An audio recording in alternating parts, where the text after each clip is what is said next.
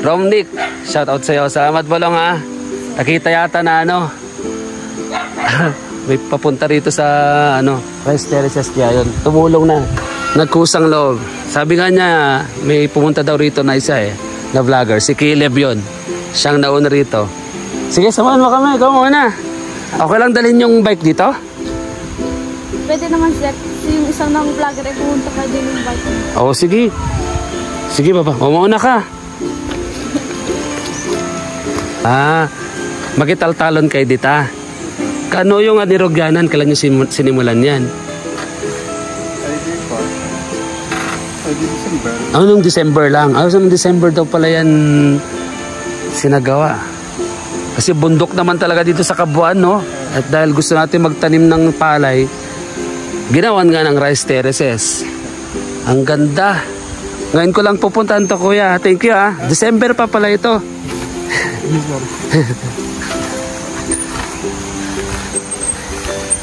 Ayan, dito meron ng rice terraces dito. Uy, madulas. Ayan, oh, rice terraces na yan. Pero titignan natin yung Kabuuan, yung maluwag. Dun.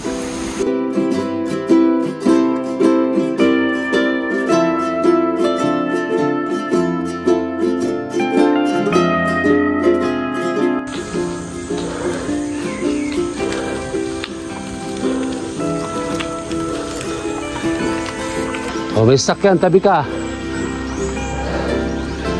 Oh. Ayan dyan. Sige, diretsin mo lang. Oh, tabi. Diyan ka lang.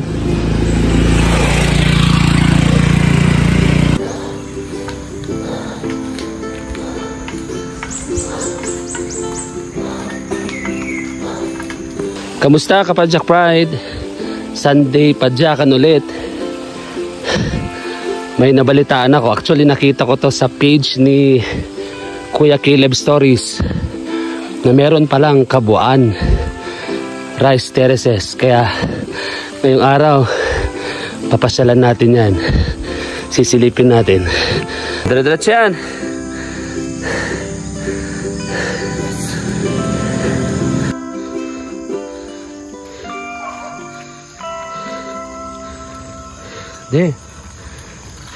Nice.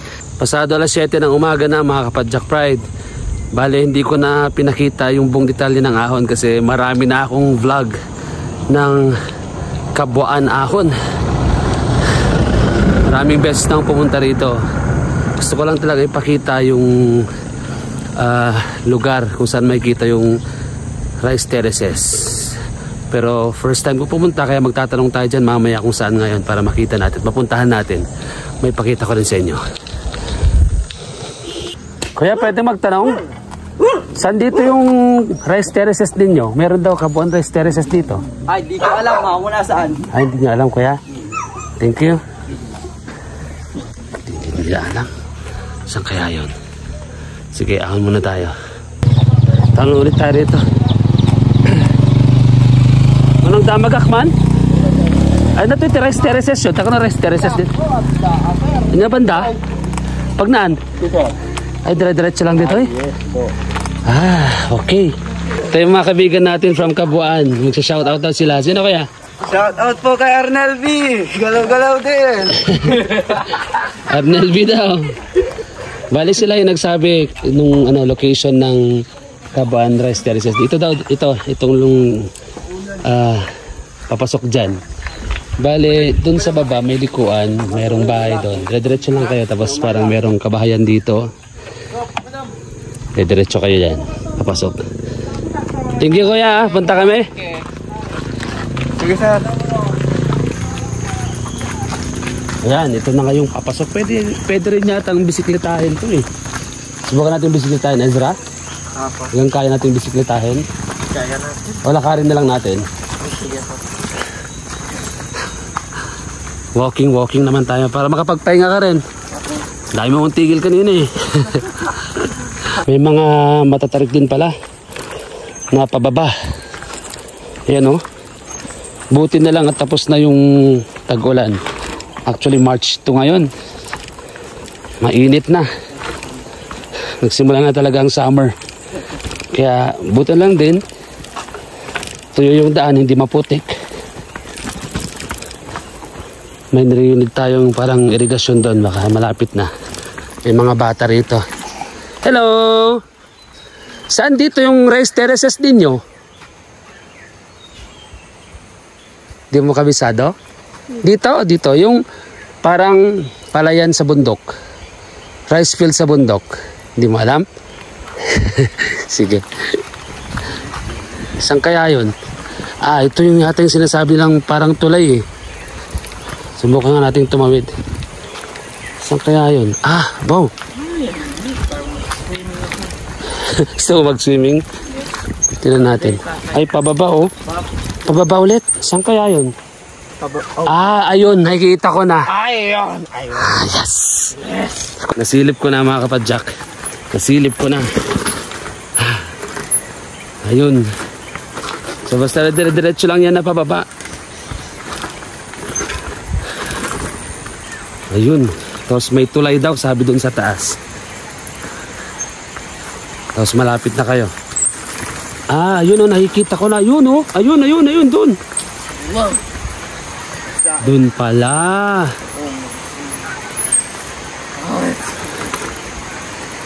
Meron din kayo madadaan ng ano rito. Parang, hindi parang. Waiting shed talaga to. Waiting shed. Isang landmark ulit. May waiting shed dyan.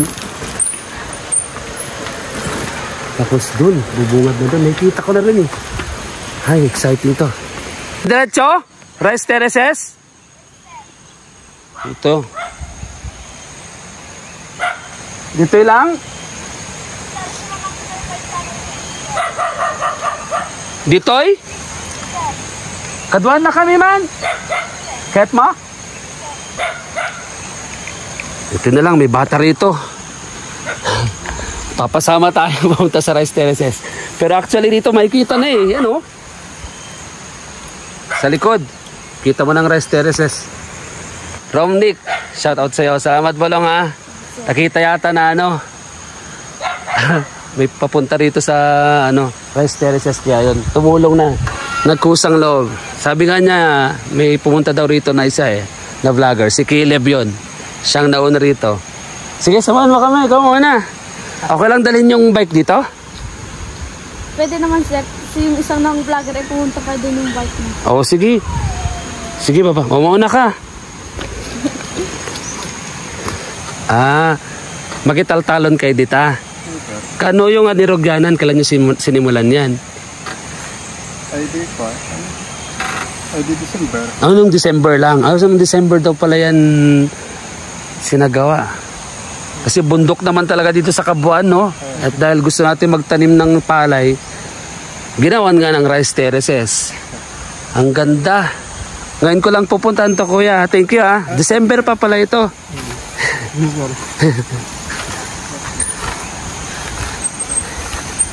Ayun, dito. Meron ng rice terraces dito. Uy, madulas. Sample rice terraces. Maliit lang dito, oh. Ayan. Maliit pa. Pero dyan, mamaya paglampas. Ito na yung tulay. Nakita ko to sa vlog ni Caleb. May tulay ang dadaanan. Ito yung tulay. So bali, pababa lang naman talaga siya. Dire-diretso lang. Ito yung tulay. Sige. Kaya tayo. Oh, lino ng tubig, no? Ay, may bahay din dun sa taas.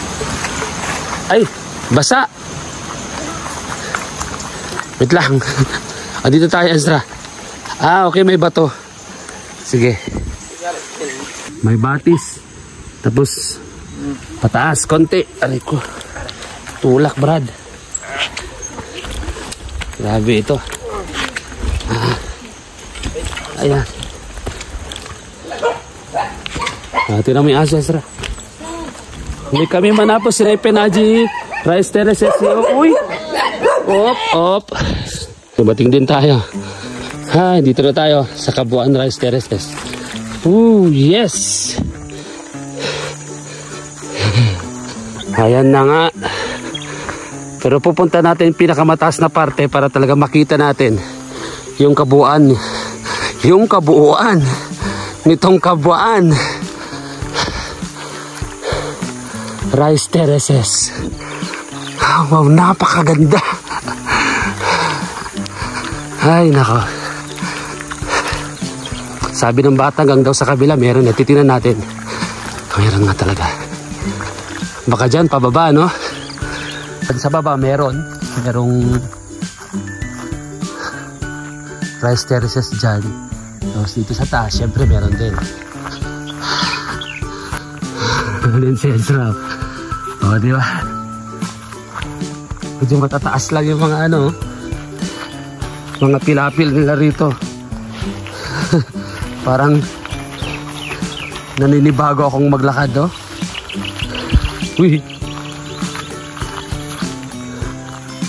Meron din dyan. Alam tayo doon. Oops! Tapos doon. May bahay pa nga doon, eh. Oh.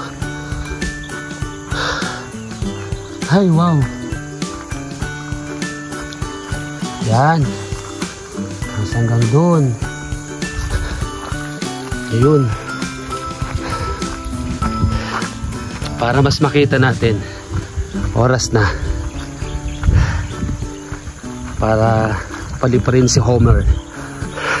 Yan ang pangalan ng ating drone, si Homer. Lipad, Homer, lipad!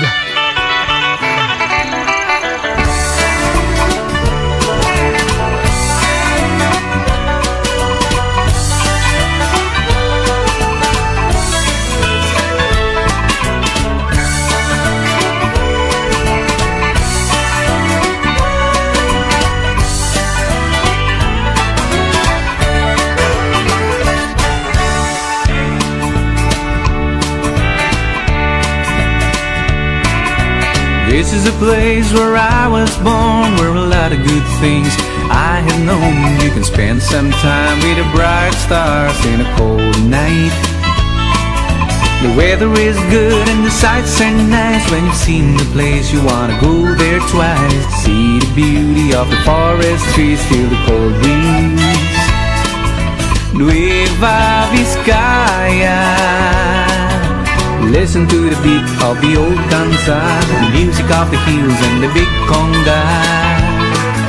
Nueva Vizcaya, I'm proud to be home in my native land. Do what I can do to make it best in the islands, 'cause I love my home.